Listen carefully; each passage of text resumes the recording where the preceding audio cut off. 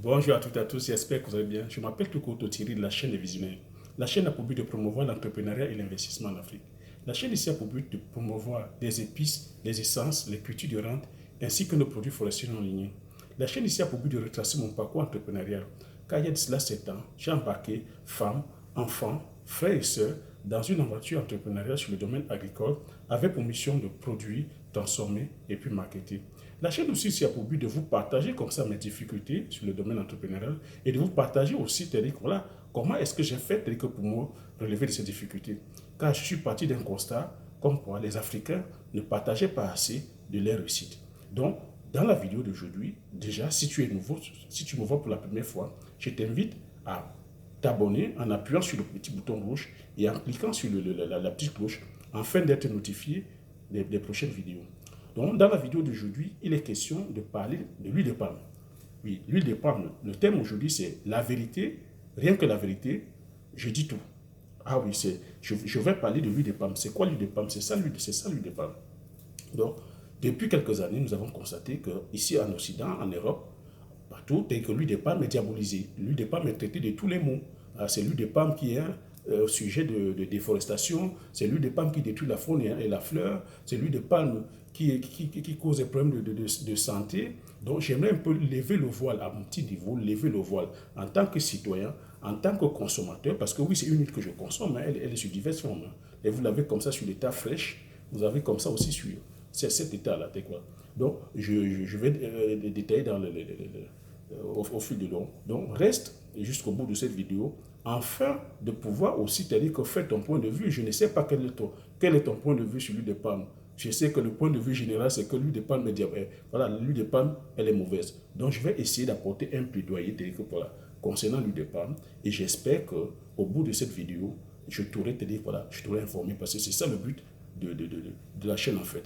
Le but n'est pas de te convaincre, le but est juste de mettre un petit doute. Le but est juste d'éveiller les consciences. Le but est juste de déguiser ton sens de la critique. Le but aussi, c'est de t'amener aussi à réfléchir, de t'amener aussi à aller faire des recherches de ton côté. Je n'ai pas le monopole du savoir, mais de mon côté, j'essaie aussi un peu de lever le voile. Donc, essayer aussi d'éveiller comme ça ton sens critique. De ne pas toujours être des suiveurs. Vous voyez sur ma chaîne ici, la chaîne des visionnaires, on ne se doit pas être des suiveurs. On ne se doit pas être des bénis, oui, oui. Donc, c'est quoi l'huile de palme? Donc pour moi, avant de savoir c'est quoi l'huile de palme, il faudrait savoir comment est-ce qu'elle est produite l'huile de palme. Quel est l'arbre qui produit l'huile de palme? L'huile de palme est produite, c'est-à-dire que vient son origine sur un arbre qui s'appelle, l'arbre s'appelle le palmier à huile. Et le nom scientifique est l'Elias guinnessii. Donc l'Elias guinnessii. Donc si tu vas sur Google, tu tapes Elias guinnessii, tu tapes palmier à huile, tu verras. Ou tu vas sur ma chaîne, tu verras comment est constitué, le palmier à huile. C'est l'Elias guinnessii. Et l'origine vient d'Afrique. L'origine du palmier à huile vient d'Afrique. Donc c'est une culture qui est originaire d'Afrique, originaire du golfe de Guinée. Donc depuis la nuit des temps, depuis les millénaires, c'est une plante qui pousse de façon spontanée, c'est-à-dire qu'en Afrique, ou qui poussait de façon spontanée. Parce qu'avec le temps, on a su voilà, comment l'améliorer. C'est une culture des tropiques. Donc c'est une culture qui ne pousse que dans les pays tropicaux. Donc c'est une culture qui pousse dans les climats chauds et humides. Ça ne pousse pas dans les climats tempérés, donc les climats comme l'Europe, les Amériques. Il faut bien suivre suivre le fil de la vidéo parce que ça serait intéressant d'écouter tout au bout. Donc, l'introduction que je fais là, tu comprendras pourquoi, hein, tu pourras te faire aussi ton idée pourquoi la bataille sur l'huile de palme. L'huile de palme, cette huile, le palmier à huile ne pousse pas sur les climats tempérés. Les climats tempérés, c'est les climats occidentaux, là où il fait très froid. Le palmier ne pousse que dans les climats tropicaux, là où le temps est chaud et humide. Et les climats tropicaux, c'est où? C'est dans les pays du tiers-monde. Donc voilà. Donc le palmier à huile, tu le plantes, il pousse au bout de 3 ans. La production, hein, le rendement du palmier à huile, c'est 4 tonnes d'huile. 4 tonnes d'huile brute par an. Là, j'ai le colza. Là, j'ai l'huile de... Ça, c'est l'huile de tournesol. Hein. Ça, je monte. Hein, parce que je consomme aussi l'huile de tournesol. Hein. Je ne suis pas en train de faire l'apologie de l'huile de palme. L'huile de tournesol. On nous vend l'huile de tournesol.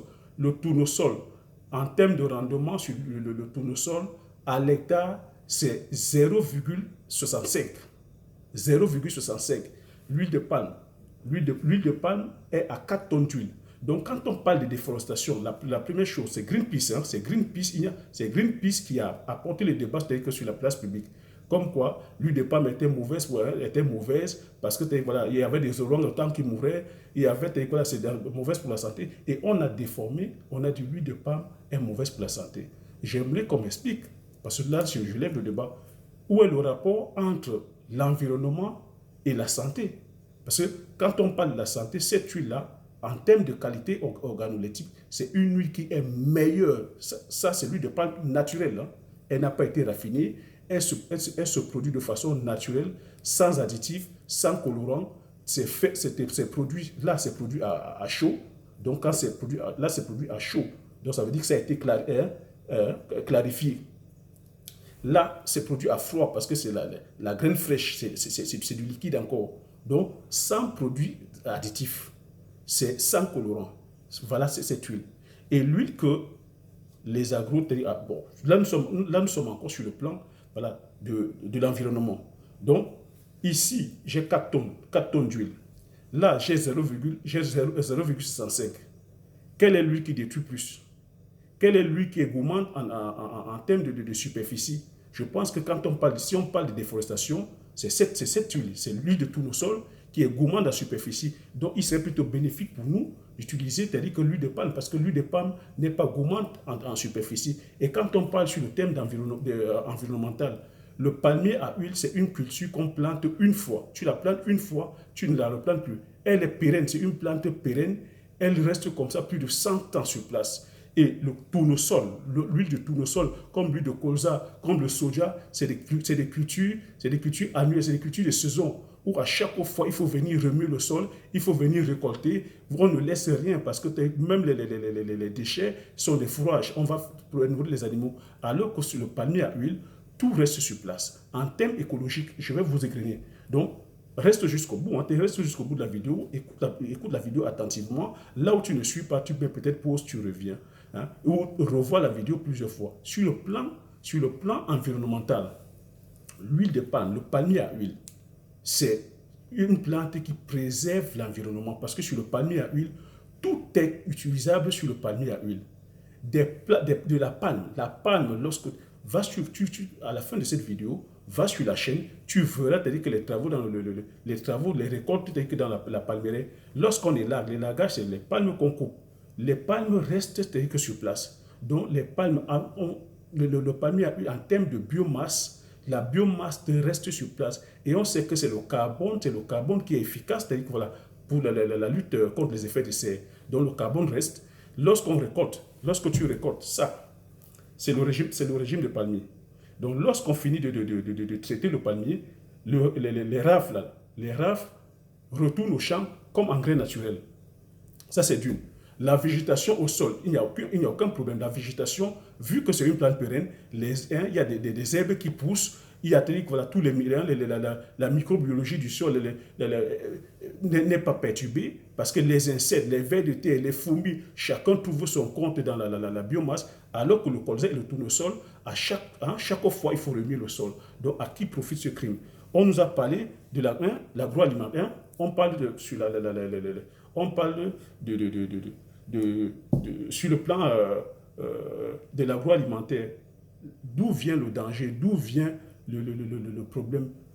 Le problème, c'est tout simplement que, comme l'huile de palme est une huile qui produit le plus à l'hectare, l'huile de palme aujourd'hui aussi, non seulement, c'est-à-dire que voilà, l'huile de palme comme ça, à l'état naturel, elle est sur le plan, c'est-à-dire que voilà, organoleptique très meilleur, parce que c'est une huile que nous consommons depuis la nuit des temps en Afrique. Allez nous faire des inventaires de cancer ou les inventaires de maladies cardiovasculaires, ça fait des années. Je pense que les problèmes de maladies cardiovasculaires, c'est une question de maladie de civilisation. C'est notre mode de vie. Hein. Le mode de vie européen aujourd'hui, où on commence à adopter en Afrique, hein, la consommation, où on ne bouge pas, on est tout dans les voitures. Les paysans, l'Afrique est à 80% terre rurale, où nous n'avons pas de problèmes d'obésité, nous n'avons pas de problèmes de diabète. Oui, peut-être en ville, parce qu'ils épousent les modes occidentaux. Je vais développer tout ça. Donc, pourquoi est-ce qu'en agroalimentaire, c'est-à-dire que l'huile de palme est privilégié. L'huile de palme est privilégiée dans l'agroalimentation tout simplement par rapport à sa texture. Et l'huile de palme est diabolisée tout simplement parce que c'est aujourd'hui l'huile parmi les cultures oléagineuses, le colza, le tournesol, le soja, le maïs, l'arachide. C'est la culture qui produit la plus en termes de superficie. Et c'est elle qui est utilisée en agro-industrie tout simplement à cause de sa texture. Regardez, ça, c'est l'huile de palme. Hein? Elle est pleine. Hein? Regardez, lorsque je l'incline, elle ne se verse pas. Ça ne se verse pas. C'est à cause de ça que les industriels aiment cette huile-là. Parce que sur le plan de la texture, à température ambiante, elle est ferme. Alors que, vous voyez, l'huile de tournesol, c'est du liquide. C'est du liquide. Pourquoi? Parce que cette huile, l'huile de palme, sa température de fusion va jusqu'à 125 degrés. La température de fusion de l'huile de tournesol à même pas 30 ou à même pas 30 degrés. Donc, lorsqu'on fait les confiseries, les gâteaux, tout ce que vous voulez dans l'alimentaire, les agro-industries préfèrent l'huile de palme parce que sa texture, sa malléabilité, tout l'huile de palme profère, c'est-à-dire que voilà, toutes les qualités donc recherchées en agro-industrie. Et comme je vous ai dit, on n'a pas besoin de la chauffer. Les agro-industriels européens, ils ont essayé, hein. Ce n'est pas faute d'avoir essayé. Ils ont essayé avec l'huile de tournesol, l'huile de colza, même l'huile d'olive. Mais pour que l'huile de tournesol ou l'huile d'olive ou le colza ait cette texture solide à température ambiante, il faut la chauffer. Ça s'appelle de l'hydrogénation. Ils ont essayé pendant des années ici. C'est ça qui a causé des tonnes de cancers et les institutions ont demandé de stopper, d'arrêter. Ils n'utilisent pas l'huile de palme pour la beauté des yeux des Africains. Ils utilisent l'huile de palme parce qu'ils ne peuvent pas, ils n'ont pas d'autre solution. L'huile de palme, c'est le produit miracle. Donc, je pense qu'aujourd'hui, la société, la population est tellement ignorante de beaucoup de choses. C'est le lobbying du tournesol et du colza. Voyant, c'est-à-dire que leur business menacé, ils sont en train de monter comme ça, c'est-à-dire que de monter une cabale contre l'huile de palme. Depuis quand l'huile de palme, depuis quand la forêt peut empiéter ou l'arbre peut empiéter sur le goût de l'huile? Donc, c'est ça qui crée l'amalgame. Et quand on parle de déforestation, on ne vous dit pas. Ce n'est pas l'huile de palme, ce n'est pas le palmier à huile qui déforeste, c'est plutôt la consommation. C'est-à-dire que voilà, les sociétés que vous avez comme Ikea, But, hein, Conforama, on abat les arbres, pourquoi? C'est pour la production des fournitures, c'est-à-dire qu'on boit les matériaux, on boit les canapés, les lits, les chaises, les cartons. Les industries sont où? Les industries sont en Europe, hein, en Occident. Quand vous allez dans les supermarchés, quand vous passez vos commandes à Amazon, on vous emballe dans quoi? C'est des cartons. Ce n'est pas avec l'huile de palme qu'on fabrique les cartons. Ce n'est pas avec l'huile de palme qu'on fabrique les bois. La consommation de bois qui est vraiment l'élément moteur de la destruction, c'est-à-dire que de notre environnement. Moi, je fais un plaidoyer sur l'huile de palme. Je suis un fervent défenseur de l'environnement. Vous avez vu, tel que mon introduction, je dis, je promeus les essences. Quand je parle d'essences, ce sont les arbres. Hein.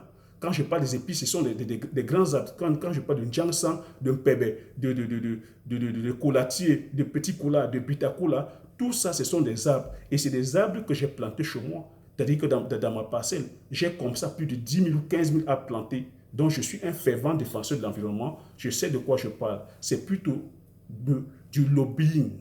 Donc, on est en train de nous distraire. C'est derrière Greenpeace n'a aucun agrément pour... Et même encore, Greenpeace même ne parle pas de la qualité. Et il n'y a aucun spécialiste sur le plan du corps médicinal, que ce soit les chercheurs. Personne n'est venu comme ça attester comme quoi l'huile de palme, en termes de qualité organoleptique, est dangereuse pour la santé. Il y a l'OMS qui est l'Organisation mondiale de la santé qui s'occupe de tout ça. Si elle était dangereuse, l'OMS n'allait jamais accepter qu'on l'utilise. Si elle était dangereuse, on serait tous morts en Afrique parce que cette huile-là de palme, elle est à la base de tous nos mets, de tous nos... Et si on nous enlève l'huile de palme, c'est notre culture qu'on détruit. Et vous voyez, je vous ai dit, la guerre ici, la guerre n'est plus... C'est à l'époque où il fallait sortir des armes. La guerre aujourd'hui, c'est une guerre stratégique. C'est une guerre de géopolitique, de géoéconomie et de géostratégie. La guerre aujourd'hui, c'est une guerre d'information. Vous avez vu comment, c'est-à-dire qu'en quelque temps, ils sont en train de déstabiliser la culture.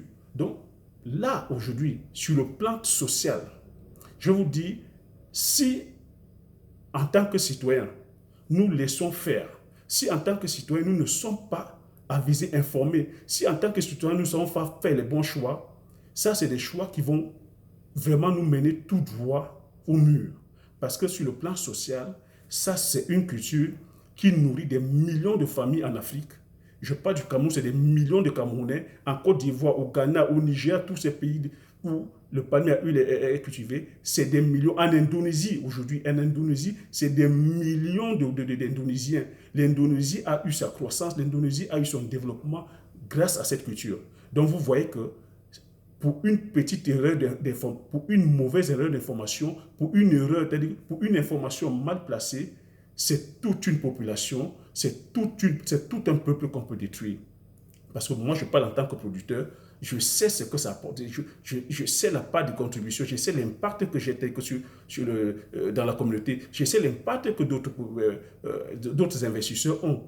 Moi, sur ma parcelle, j'ai 14 hectares, mais pour produire pour travailler sur les 14 hectares, j'ai au moins une dizaine de personnes. Vous regardez sur la vidéo, il y a des personnes qui vont couper, il y a des personnes qui vont ramasser, il y a des personnes qui vont transporter. Ça, ce n'est que pour la récolte. Vous avez le chauffeur de camion et une fois on a fini, on va à l'usine. Vous avez comme ça à l'usine encore peut-être une dizaine de personnes. Vous voyez, rien que sur un espace de 14 hectares, j'ai comme ça plus de 20 personnes. Imaginez ceux qui ont les plantations de 50, 100 hectares. Donc, c'est de la main-d'œuvre qu'on détruit. Et cette main-d'œuvre ira où? L'Afrique souffre déjà comme ça. Même avec ce petit système que nous avons en place, l'Afrique souffre déjà. On a nos jeunes, nos frères, nos sœurs qui traversent la Méditerranée pour venir chercher les dorados ici. Alors si on nous supprime notre huile de palme, qu'est-ce qu'on va devenir? On viendra se déverser encore ici. Donc, chers frères et sœurs, ce plaidoyer sur l'huile de palme, je ne saurais que faire très long. Je vais juste vous dire, soyez éveillés. Je ne suis pas là pour vous convaincre, je suis juste là pour attirer votre attention que nous sommes responsables de ce que nous consommons et que nos pouvoirs politiques ne sont pas toujours là pour nous servir. Ils ne sont pas toujours là pour servir nos intérêts. Parce que l'Indonésie, vous avez vu, quand l'affaire s'est lancée, l'Indonésie est venue voir le président français. C'est la France qui avait intimé à l'Indonésie de cultiver massivement tel que l'huile de palme. Parce que l'huile de palme aussi que vous voyez, c'est un produit aussi qui est utilisé dans les biocarburants. Parce que comme ils voulaient, c'est-à-dire que voilà, se détacher du pétrole, voyant peut-être la fin, on les avait annoncé la fin du pétrole en Arabie Saoudite, ils ont voulu commencer à vouloir faire écologie, aller sur les biocarburants, ils ont demandé à l'Indonésie de planter massivement. L'Indonésie s'est en train de planter, l'huile de palme ayant son succès, la pression, c'est-à-dire que des lobbies de tournesol et de colza, ils ont commencé à faire pression, c'est-à-dire que sur les politiques ici en France, de boycotter l'huile. On a un député français, parce qu'il a été victime de crise cardiaque. Il a été victime d'infarctus. Il va demander qu'on pénalise l'huile de palme, qu'on mette 5 000 € par importation de 2 tonnes. Mais regardez l'aberration. Je mets au défi, vous qui me regardez, peut-être vous êtes des spécialistes, vous êtes des nutritionnistes, vous êtes des biologistes, vous êtes des cancérologues, vous êtes des cardiologues. Je mets au défi le scientifique, je mets au défi le médecin qui va peut-être comme ça diagnostiquer un patient qui arrive et il va lui dire que c'est à cause de l'huile de palme. L'industrie, c'est-à-dire que la malbouffe, la bouffe industrielle qu'on nous fait consommer, quand on lit l'étiquette, il n'y a pas que l'huile de palme, il y a des colorants, il y a plein d'additifs dans tout ce que l'agro-industrie produit. Comment est-ce qu'on peut déceler que c'est l'huile de palme qui est l'élément moteur? Dans cette société européenne occidentale où nous vivons, où les gens fument, les gens boivent, quand on boit, ils boivent alcool, ils boivent le whisky, ils boivent les bières, ils prennent le champagne, ils mangent la charcuterie, le porc, ils mangent le bœuf, ils mangent du beurre, le fromage et tout ça. Et on veut nous faire croire que c'est l'huile de palme qui est la cause. L'huile de palme, et quel est le scientifique qui va me dire, qui va déceler comme ça que c'est l'huile de palme? Vous voyez, chers amis, je suis en train de me lancer comme ça dans un plaidoyer vraiment concernant l'huile de palme et avec beaucoup d'émotion, parce que c'est quelque part, je dis, c'est rageant, quoi. C'est vraiment rageant qu'on nous prenne à chaque fois pour des moutons. Nous ne sommes pas des moutons. À un moment donné, je veux dire, ils sont juste en train de peut-être nous montrer notre état d'ignorance. Arrêtons d'être ignorants.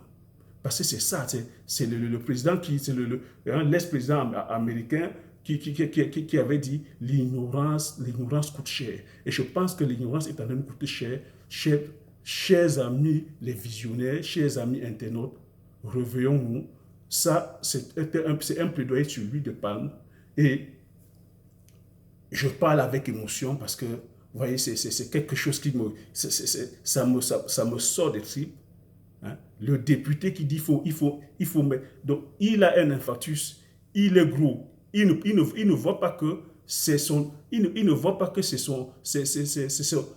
rythme de vie qu'il faut peut-être changer. Non, il faut toujours, c'est ça l'être humain, il faut toujours chercher le coupable. Non, on ne veut pas se remettre en faute que non, c'est peut-être parce que je bois, c'est peut-être parce que je fume, c'est peut-être parce que je mange trop de charcuterie, c'est peut-être parce que je ne fais pas de sport. C'est ça l'origine. Ce n'est pas l'huile de palme, c'est notre mode de vie qu'il faut changer. Il faut qu'on bouge, il faut faire du sport. Regardez comme je suis, mes enfants, c'est le mode de vie. Nous mangeons cette huile-là, la sauce graine. Et quand je vais finir, ma femme va faire une bonne sauce graine avec un bon foutou. C'est ce que moi je mange. Vous voyez, c'est ce que je mange. Regardez, parce que derrière aussi, je bouge. Derrière, je fais du sport. Derrière, je fais attention. Derrière, on ne mange pas, c'est-à-dire que les plats cuisinés, on mange de façon raisonnée. Hein? On mange de façon raisonnée. La viande, il faut qu'on se le dise. La viande, en termes de matière grasse saturée, parce qu'ici, on dit l'huile de palme. L'huile de palme, en termes de bonne graisse, c'est 50% de graisse saturée, 50% de graisse insaturée. Mais la viande, vous savez combien de graisse saturée la viande a? La viande a plus de 60%. Mais qui parle de la viande? Parce que derrière, il y a un gros lobbying. Le beurre, vous savez combien de matière grasse? Il y a plus de 60. Mais on ne parle pas. Le lait, on ne parle pas. Parce que derrière, c'est fait ici en Europe. Il y a des gros lobbying qui sont là. Personne ne peut parler du lait, c'est leur patrimoine. La bière n'est pas dangereuse pour la santé. Le vin n'est pas dangereux pour la santé. Mais pourquoi est-ce qu'on ne fait pas des campagnes? Le tournesol, le tournesol ou le maïs. L'Europe, où sont les forêts en Europe? Ah oui, vous avez me parlé du bois de Vincennes. Mais on ne parle pas, c'est pas ça la forêt. On parle de la forêt primaire, la forêt dont l'être humain n'a pas, c'est-à-dire qu'il n'y a pas une intervention humaine. Et on a des forêts encore en Europe. Des personnes, c'est-à-dire les individuels, les agriculteurs ont des superficies de plus de 1000 hectares, de 4000 hectares, de 5000 hectares. Vous voyez les bois? Non. Ils sont venus, pour évoluer, pour progresser, ils ont appliqué un plan de destruction massive. Parce que c'est ça, il faut aussi savoir l'histoire. Au sortir de la Deuxième Guerre mondiale, ils se sont vus en train de mourir de faim et ils ont dit que la solution était de produire massivement parce que l'agriculture a pris son essor ici dans les années 50. L'agriculture en France, elle était comme en Afrique, c'était une agriculture agro-silvo-pastorale. Donc c'était une agriculture où dans la même surface, on produisait, il y avait des arbres, il y avait des animaux, il y avait les cultures. C'est ça la meilleure agriculture. Mais les très malins, à la sortie de la Deuxième Guerre mondiale, parce que c'est ça, il faut savoir l'histoire. Comme à la sortie de la Deuxième Guerre mondiale, ils sont allés faire l'expérimentation sur les passés, les tranchées où on avait déversé, c'est-à-dire les canons, on avait bombardé la chair humaine, l'herbe poussait abondamment parce que l'origine de votre NPK, l'origine de l'engrais, hein, l'origine de cet engrais, c'est la poudre de canon, c'est la poudre de canon. L'engrais qu'on verse là, c'est cette poudre qu'on utilisait pour faire les canons. Donc, ils se sont retrouvés avec un excédent de poudre et ils ne savaient pas quoi faire. Bosch, c'est-à-dire que voilà, l'inventeur c'est Bosch, il a découvert ça Et ils sont allés faire maintenant, transformer cette poudre à canon en NPK, à cet engrais-là, à l'engrais que nous utilisons aujourd'hui. Et voilà comment est arrivé aussi l'agriculture industrielle. Donc il fallait maintenant changer le mode de vie des paysans, les imposer une agriculture maintenant massive avec des produits phytosanitaires et de l'engrais. Suivez l'histoire, tapez agriculture de conservation, vous verrez, les paysans sont en train de souffrir aujourd'hui. Les paysans, les Français, ou l'agriculture européenne ou occidentale, a une avance de plus de 50 ans, 60 ans sur l'agriculture africaine. Et ils ont le recul sur cette affaire-là. Donc voilà comment, par profit, on a mis des gens, ils ont changé leur mode, leur façon de produire, en disant qu'en produisant massivement, ça allait atténuer la famine. Et voilà comment, derrière des petits malins, parce que ça profite toujours aux gens, on a commencé à industrialiser, on a dit non, il ne faudrait plus travailler la charrue, il faudrait maintenant travailler, il faudrait mécaniser. Voilà comment est-ce qu'ils ont fait un plan Marshall sur l'agriculture. On a commencé, on a taillé tous les haies, on a abattu tous les arbres. Parce que oui, il faut abattre tous les arbres pour pouvoir bien faire fonctionner les tracteurs. Vous voyez aujourd'hui, quand on voit les champs occidentaux, c'est des terrains, c'est des grandes superficies et il n'y a même pas un seul arbre. Tous les terrains sont plats. Vous avez vu dans quel monde où tous les reliefs sont plats? Non, ils ont fait un plan Marshall, ils ont abattu que tous les arbres et ils ont terrassé le sol afin de planifier le sol. Mais tout ça, c'est quoi? C'est un plan savamment orchestré pour faire fonctionner l'industrie de la chimie et l'industrie mécanique. Et les paysans, qu'est-ce qu'on voit aujourd'hui, les agriculteurs? Quels sont ceux qui se suicident le plus aujourd'hui? C'est les agriculteurs européens parce qu'aujourd'hui, ils sont endettés jusqu'au cou parce que le système qu'on leur a imposé, croyant sauver le monde, est-ce qu'aujourd'hui, le monde, on a atteint l'autosuffisance alimentaire?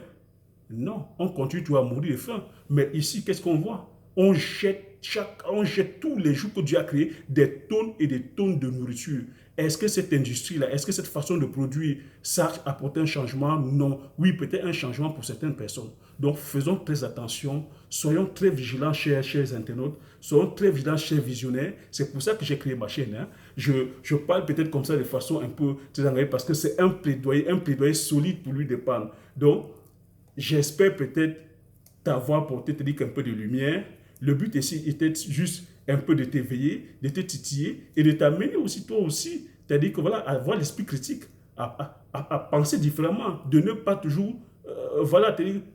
être un béni oui et essayer d'apporter parce que, croyez-moi, ce qu'on nous dit, ce n'est pas toujours la vérité.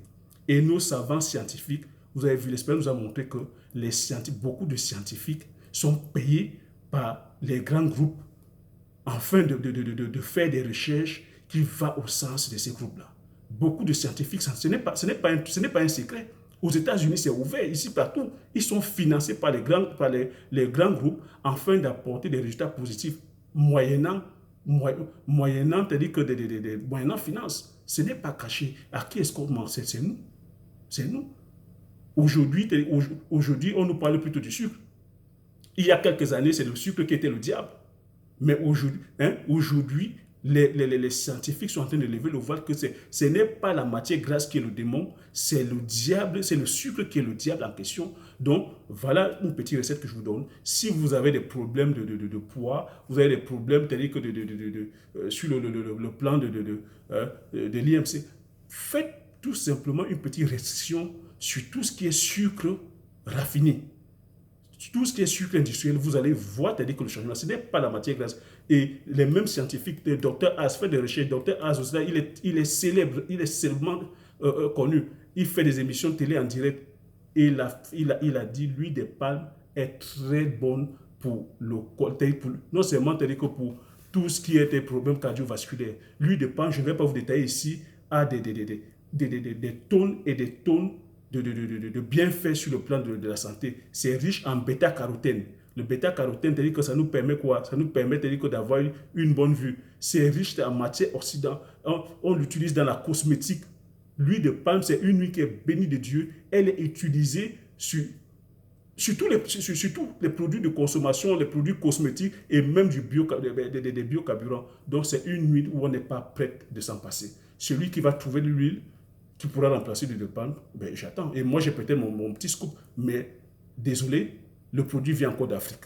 Donc, c'est une huile qui est bénie de Dieu. C'est une huile qui, aujourd'hui, on sait qu'en 2050, on sera plus de 9 milliards. Dites-moi quelle est l'huile qui pourra te dire que voilà, quelle est l'huile qui pourra satisfaire le besoin de 9 milliards de personnes. L'huile, cette huile de palme, déjà, on n'arrive pas à satisfaire les besoins de 7 milliards. C'est avec le tournesol. C'est avec le tournesol. Vous allez aller couper quoi? L'Amazonie, ils sont déjà en train de détruire encore l'Amazonie en plantant les sojas. Non, quand c'est ça, on ne parle pas.